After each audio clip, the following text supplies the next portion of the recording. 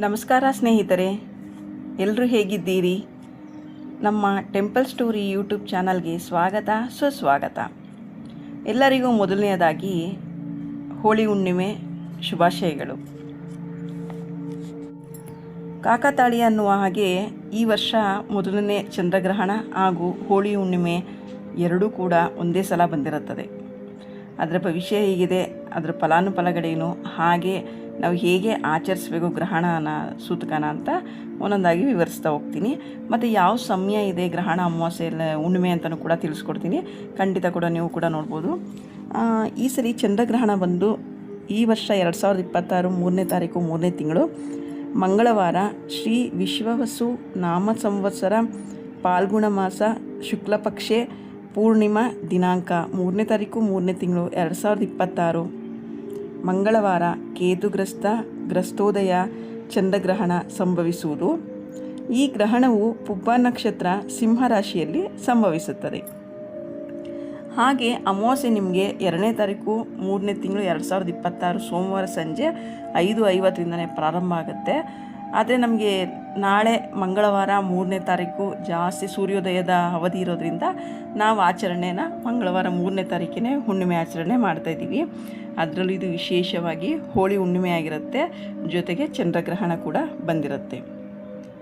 ಈ ಗ್ರಹಣ ಇಲ್ಲೂ ಕೂಡ ಗೋಚರಿಸ್ತಾ ಇದೆ. ಆದರೆ ಇಲ್ಲಿ ನಡೆಯೋದು ಬರೀ ಕೇವಲ 25 ನಿಮಿಷಗಳು ಮಾತ್ರ ಗೋಚರ ಆಗುತ್ತೆ.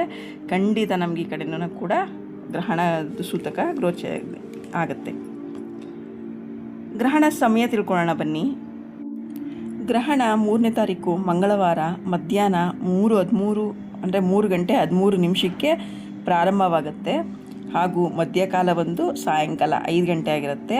ಮೋಕ್ಷ ಕಾಲ ಬಂದು ರಾತ್ರಿ 6 ಗಂಟೆ 47 ನಿಮಿಷ ಆಗಿರುತ್ತೆ. ಅಂದರೆ ಮುಸ್ಸಂಜೆ ಸಮಯದಲ್ಲಿ ಚಂದ್ರಗ್ರಹಣ ಮೋಕ್ಷ ಕಾಲವನ್ನು ಹೊಂದುತ್ತೆ. ಇದು ಮೋಕ್ಷ ಒಂದಾದಮೇಲೆ ಎಲ್ಲರೂ ಸ್ನಾನ ಮಾಡಿ ಮನೆಯೆಲ್ಲ ಶುಚಿ ಮಾಡಿ ಹಾಗೂ ದೇವ್ರ ಮನೆಯೆಲ್ಲನೂ ಕೂಡ ಶುದ್ಧ ಮಾಡಿ ದೇವ್ರ ಸಾಮಾನೆಲ್ಲ ತೊಳೆದು ದೀಪ ಹಚ್ಚೋ ಅಂಥದ್ದು ಕೂಡ ನಾವು ಮಾಡಿ ಗ್ರಹಣದೊಂದು ಸೂತಕನ ಕಳಿಬೋದು. ಅಕಸ್ಮಾತ್ ನಿಮಗೆ ಆಗಲಿಲ್ಲ ಅಂದ ಪಕ್ಷದಲ್ಲಿ ಖಂಡಿತ ನೀವು ಬುಧವಾರ ಬೆಳಗ್ಗೆನೂ ಕೂಡ ಬ್ರಾಹ್ಮಿ ಮುಹೂರ್ತದಲ್ಲಿ ಬುಧವಾರದ ನಾಳೆಗೆ ಖಂಡಿತ ಮಾಡ್ಬೋದು. ಅವತ್ತಿನ ದಿನ ಮಾಡೋದು ತುಂಬ ಉತ್ತಮ ಫಲ ಇರುತ್ತೆ. ಅದು ನಾಳೆ ಕೂಡ ಮಾಡಿದ್ರು ನಿಮಗೆ ಉತ್ತಮವಾದ ಫಲ ನೀಡುತ್ತೆ. ನಾನು ಆಗಲೇ ಹೇಳ್ದಂಗೆ 25 ನಿಮಿಷ ಮಾತ್ರ ಗೋಚರ ಆಗುತ್ತೆ. ನೀವು ಅದು ಗ್ರಹಣ ಮುಗಿದಿದ ತಕ್ಷಣವೇ ಅರ್ಶಿಣದ ನೀರು ಇಲ್ಲಾಂದರೆ ಗೋಮೂತ್ರನ ಮನೆಗೆಲ್ಲ ಸಿಂಪಡಿಸಿ, ದೇವ್ರ ಮನೆಗೂ ಕೂಡ ಸಿಂಪಡಿಸಿ, ದೇವ್ರ ಮನೆಯೆಲ್ಲ ಕ್ಲೀನ್ ಮಾಡಿ ಸ್ನಾನ ಮಾಡಿ ಪ್ರತಿಯೊಂದು ಮಾಡೋದ್ರಿಂದ ಒಳ್ಳೆಯದಾಗುತ್ತೆ.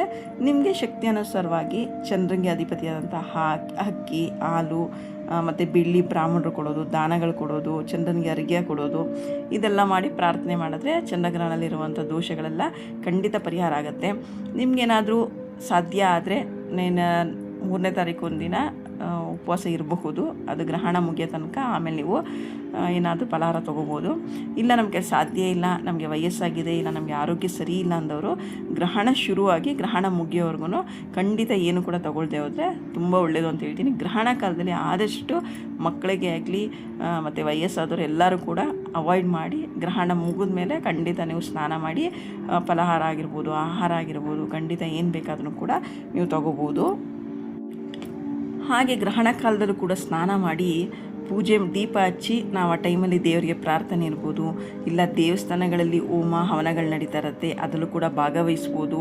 ಇಲ್ಲ ಮಂತ್ರ ಜಪ ಮಾಡೋದ್ರಿಂದನೂ ಕೂಡ ನಮಗೆ ಅದರಿಂದ ಗ್ರಹಣದಿಂದ ಆಗುವಂಥ ದೋಷಗಳೆಲ್ಲ ಪರಿಹಾರ ಆಗುತ್ತೆ ಅಂತ ಹೇಳ್ತಾ, ನಿಮಗೇನಾದರೂ ವಿಡಿಯೋ ಇಷ್ಟ ಆಗಿದ್ದಲ್ಲಿ ಖಂಡಿತ ಶೇರ್ ಮಾಡಿ, ಲೈಕ್ ಮಾಡಿ. ಹಾಗೆ ಸಬ್ಸ್ಕ್ರೈಬ್ ಮಾಡದೆ ನೋಡ್ತಾ ಇರೋರು ಸಬ್ಸ್ಕ್ರೈಬ್ ಮಾಡ್ಕೊಂಡು ನೋಡಿ. ಎಲ್ಲರೂ ಕೂಡ ಚಂದ್ರದೇವ ಎಲ್ಲರಿಗೂ ಕೂಡ ಆರೋಗ್ಯ ಆಯುಸ್ಸು ಕೊಟ್ಟು ಕಾಪಾಡಲಿ ಅಂತ ನಾನು ಕೂಡ ದೇವರಲ್ಲಿ ಬೇಡಿಕೊಂಡು ಇವತ್ತಿನ ವಿಡಿಯೋನ ಇಲ್ಲಿಗೆ ಮುಗಿಸ್ತಾ ಇದ್ದೀನಿ. ಧನ್ಯವಾದಗಳು ಸ್ನೇಹಿತರೆ.